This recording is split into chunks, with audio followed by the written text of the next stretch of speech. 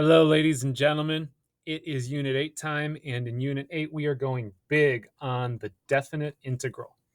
All things definite integral in this unit. By the time we're done, you're going to have 6 or 7 different ways to calculate it. Um, let's go back to something that we did already, which is, what is the definite integral? Well, suppose you've got a starting value. Let's call that A. And you've got an ending value, B, right there. Okay, and the definite integral is defined as the area of that region that is bounded above by your curve,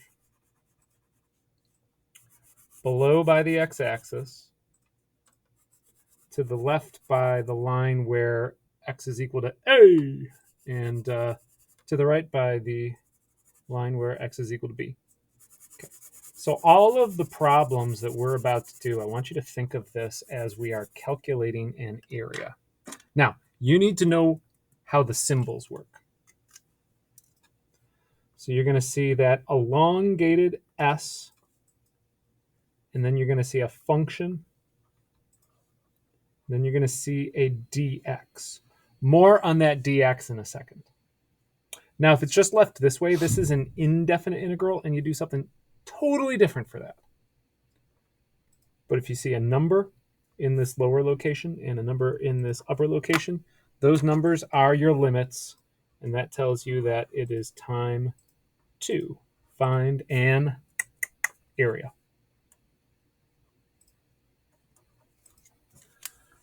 So let's see if we can do this. All right, start with this one. Our function is the function y equals 4. We want to find the area bounded under y equals 4 from 2 to 5. This is about as simple as they get. Let's draw a picture. Here's x. Here's f of x. And our function is y equals 4. So that would be this horizontal line right here.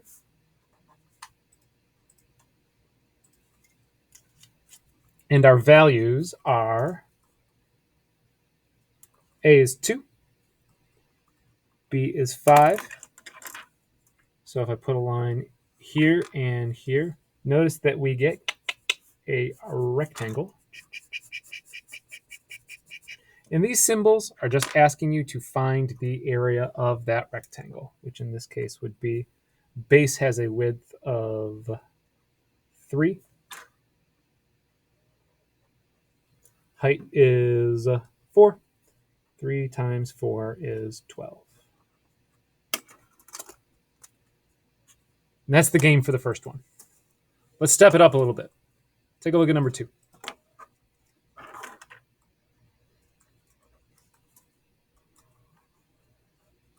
Same problem, but this time we have that our function is 4 minus x divided by 2. And I would like you to think of that as the line y is equal to negative 1/2 of x plus 4. So we get a linear function. Now look what happens to the area of our region when you get a linear function. I'm going to come on over here. I'm going to plot 1, 2, 3, 4 is our y-intercept. Our slope is down 1 over 2, down 1 over 2, down 1 over 2. Dun, dun, dun, dun, dun, dun, dun, dun, dun, dun, dun, dun, dun. Now you're going to notice that there's a triangle right here. Careful, that triangle is not what you're looking for. What you want is, here's 2, here's 5.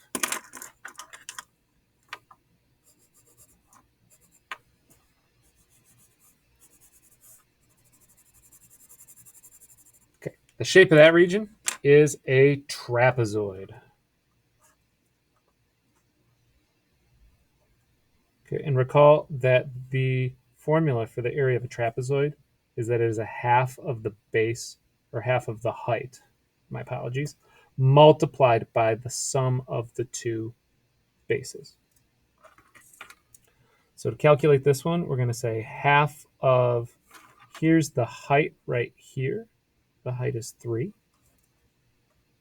If it's hard for you to see that that height is 3, just turn your paper this way. You'll see like, oh, those are the bases, because the bases are the parallel segments. So that's the height right there. There's the region we're trying to find. All right, so our height is 3, and our two bases would be 1, 2, 3 units and 1.5 units. And keep in mind that if you weren't 100% sure what these two values are, you could always take 2 and plug it into the function right here and then plug 5 into the function. In fact, I'm gonna do that just to show you that it works. If I plug 3 in, negative 1/2 times 3. Wait. If I plug 2 in, right, because 2 is our value here. If I plug 2 in, negative 1/2 times 2 would be a negative 1, plus 4 is 3. Notice that's exactly what we got right here.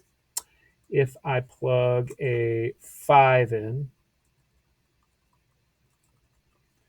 negative 1/2 times 5 is negative 2.5, plus 4 would give us 1.5. Okay, so you can use the equation to find those values. All right, moving along. Each one, they get a little bit goofier. Check this guy out. This time, our equation is right here. There's our function. So y is equal to negative absolute value of x plus 2.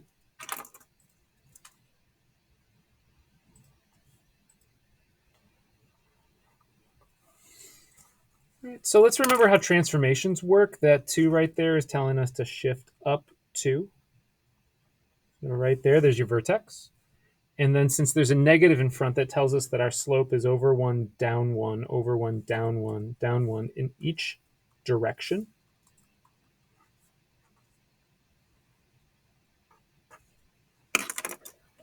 And our boundaries are from negative 3 to 3. Now be careful here. I've had students that they decide that they want to color down here. And I want you to keep in mind that if you find the area down here, you're going to be finding area forever because that just keeps going and going and going beyond the page to infinity. What you want is always bounded. It is bounded by the curve right here and by the x-axis right here. So we want to find the area of this triangle right here. But notice that we also have these two little guys right here.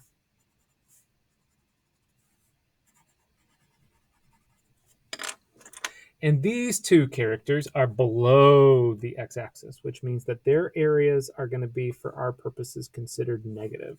So we have 2 negative areas and 1 positive area. The area of these 2 little guys, they're both negative 1/2.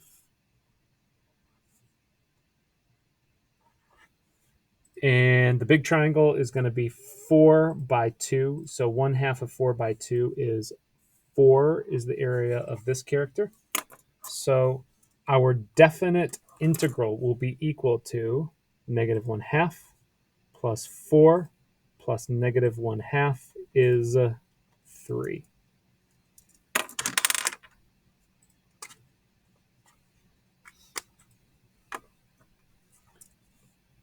You know, I realize I never gave you the answer to the last problem. It comes out to be 6.25.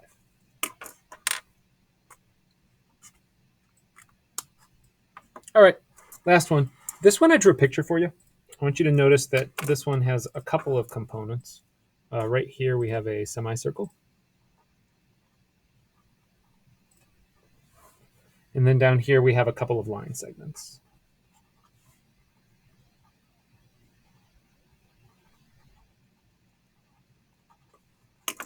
The problem is asking us to find the area from 0 to 1, 2, 3, 4, 5, 6, 7, 8.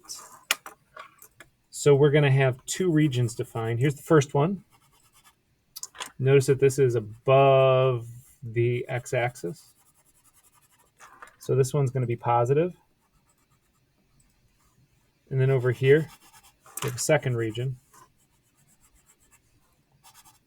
which is below the x-axis, which means this one is going to be negative. So let's take this in pieces. The first region is part of a circle. And when I said semicircle, it's really only half of a semicircle, right? You can see we've only, so that would be a quarter of a circle. So what you want to do is say that the radius is 3. And therefore, since the area of a circle is pi multiplied by its radius squared, you're going to divide that by 4. And then I'm going to subtract from that because this is negative over here. We can just break this into 2 chunks. We can see that this rectangle right here is 2 by 3, so that has an area of 6. And this triangle right here is 2 by 2, so 2 times 2 cut in half because it's a triangle is going to give us 2. So that's 2 and 6 is 8 minus 8.